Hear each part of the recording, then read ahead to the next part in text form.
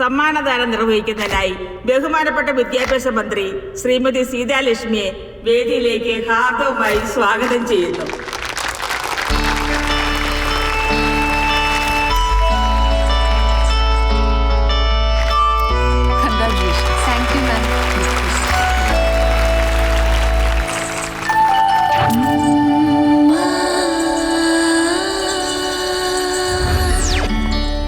Hi Vedika, I'm Roshan. Roshan Cheriyan. Professor Cheriyan ഫിലിപ്പിന്റെ മകനാണ്.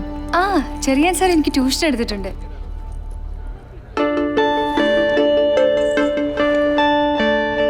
വേദിക, oh fantastic performance. Thank you. ഒരു മിനിറ്റ് ഇപ്പൊ വരാം.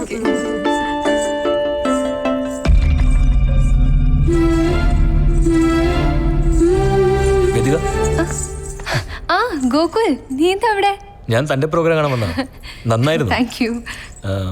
പിന്നെ ഞാൻ എൻ്റെ അമ്മയോട് ഒരു കാര്യം പറയും. അത് ഇഷ്ടമാണ്. ഉണ്ണി,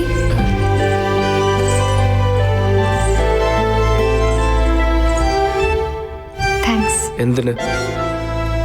ഞാൻ വിചാരിച്ചു ഉണ്ണിയനോട് പ്രതികാരം ചെയ്യാനായി. അതിനൊന്നും ബാലമാഷിനും അതിന് കഴിയില്ല.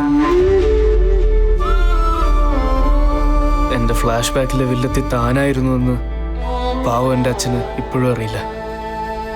ആ അച്ഛൻ്റെ സപ്പോർട്ട് കൂടി ഉണ്ടായിട്ടല്ലേ തനിക്ക് കലാതിലകം കിട്ടിയത്.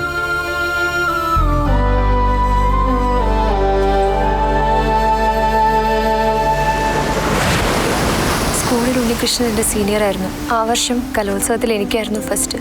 രാഷ്ട്രീയക്കാരനായ എൻ്റെ അച്ഛൻ്റെ സ്വാധീനം കൊണ്ടാണ് ഞാൻ കലാതിലകമായതെന്നും പറഞ്ഞ് ഒരു ഉണ്ണികൃഷ്ണൻ്റെ നോട്ടീസ് അന്ന് വലിയ വിവാദമായിരുന്നു. അത് ഈ ഉണ്ണികൃഷ്ണനാണെന്ന് അച്ഛൻ തെറ്റിദ്ധരിച്ചു.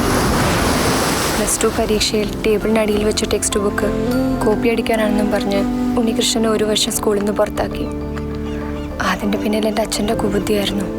പിന്നീടാണ് സത്യം തിരിച്ചറിഞ്ഞത്. എനിക്ക് മാപ്പ് പറയണമെന്നുണ്ടായിരുന്നു, പക്ഷെ അച്ഛൻ സമ്മതിച്ചില്ല.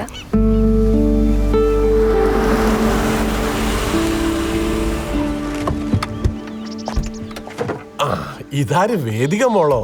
ലക്ഷ്മി, ഓ കേറി മോളെ. വേദിക മോളോ? എന്താ മോളെ വിശേഷിച്ച്? ഞാൻ മാഷിനെ ഒന്ന് കാണാൻ വന്നതാ. മാഷിന്റെ മോനാണ് ഉണ്ണികൃഷ്ണൻ എന്ന് ഞാൻ ഇന്നലെ അറിഞ്ഞത്. ഗുരുവായൂർ അമ്പലനടയിൽ വെച്ച് എൻ്റെ ഒരു പ്രോഗ്രാം അമ്മ നേർന്നിട്ടുണ്ട്. ഉണ്ണികൃഷ്ണൻ അത് കണ്ടക്ട് ചെയ്യണമെന്നാണ് എൻ്റെ ആഗ്രഹം. ഞാൻ വരില്ല.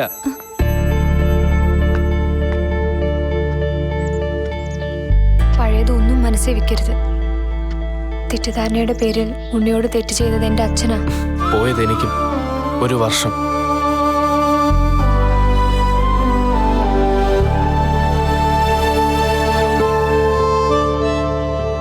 Good morning sir. Good morning.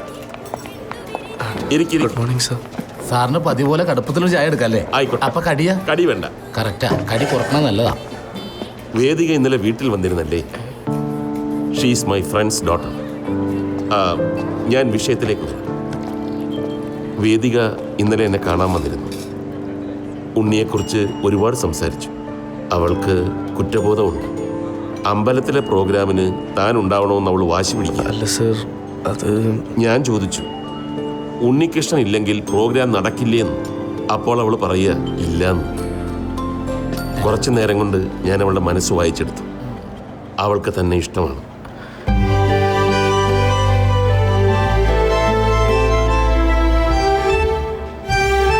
ചായ.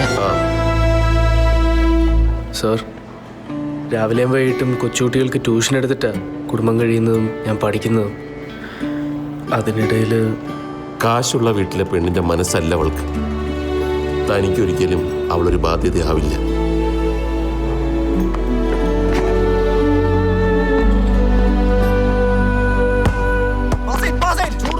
ചൂടുള്ള വാർത്ത. റോഷ, ക്യാമ്പസിനുള്ളിൽ ചൂടുള്ള വാർത്ത. കലാതിലകത്തിന് പ്രണയം. ആരോട്? റിയൽ ഫൈറ്റേഴ്സിലെ ഉണ്ണികൃഷ്ണനോട്. വൺവേയാ. ആ മണങ്കൂസിനോടോ? അതെ. അവക്കിതെങ്ങനെ? അവന്റെ മൃദംഗം അവക്ക് ഇഷ്ടപ്പെട്ടിട്ടുണ്ടാവുന്നേ.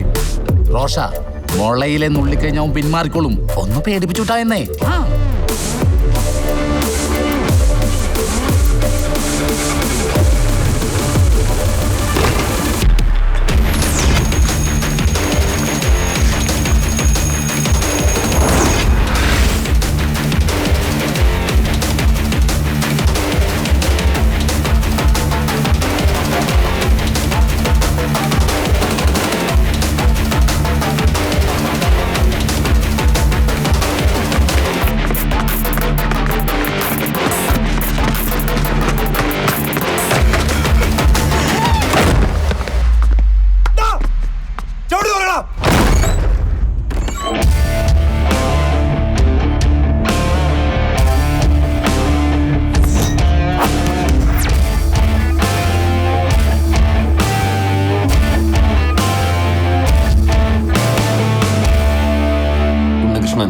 Real fighters മെമ്പറാ.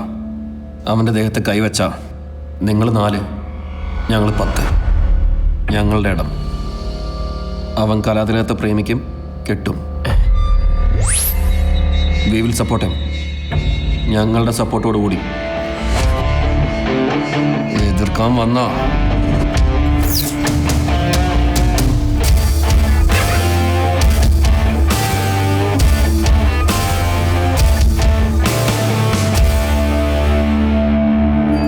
ഉണ്ണികൃഷ്ണനാണ് ഇപ്പൊ ക്യാമ്പസിലെ താരം.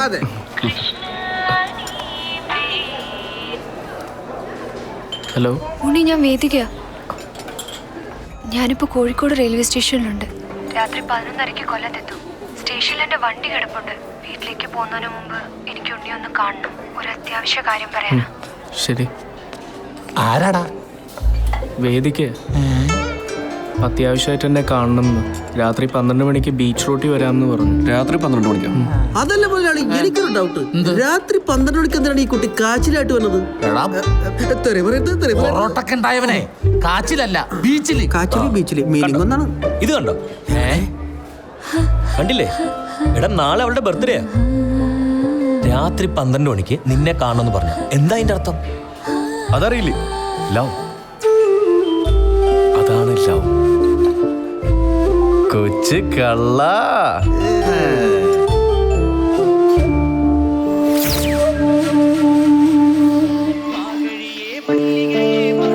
ഇന്ന് രാത്രി 12 മണിക്ക് വേദികയുടെ ബർത്ത്ഡേക്ക് വിശ്വസിനോടൊപ്പം നമ്മുടെ ഉണ്ണികൃഷ്ണൻ തന്റെ പ്രണയം പറയുന്നു. അയ്യോ, പറയുന്നു. വീഴടാ. സാധനം കിട്ടിയ